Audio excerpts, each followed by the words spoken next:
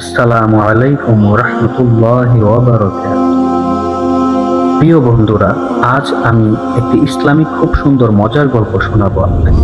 চলুন শুনে আসি সেই মজার গল্পটি। হালাল রুটি আর বুদ্ধিমান চোর। একবার এক ছোট্ট গ্রামে বাস করতেন আব্দুল্লাহ নামে একজন সৎ এবং পরহেজগার ব্যক্তি। তিনি রোজ হালাল উপার্জন করতেন এবং সব সময় আল্লাহর প্রতি কৃতজ্ঞ থাকতেন। একদিন আব্দুল্লাহ রাতের খাবারের জন্য রুটি বানানোর প্রস্তুতি নিচ্ছিলেন। রুটি বানিয়ে টেবিলে রেখে তিনি অজু করতে গেলেন। ঠিক তখনই একটি চোর তার ঘরে ঢুকে রুটি চুরি করে ফেলল।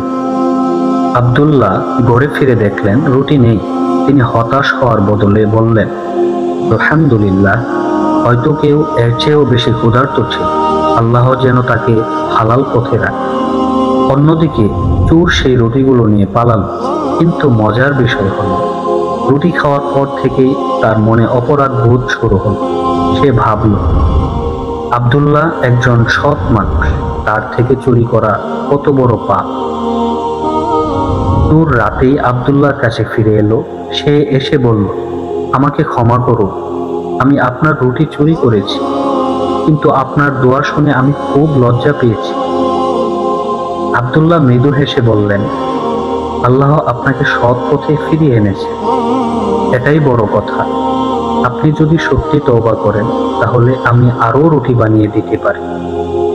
চোর তখন বলল, আমি তওবা করেছি এবং প্রতিজ্ঞা করছি কখনো অন্যায় পথে পা বাড়াবো না।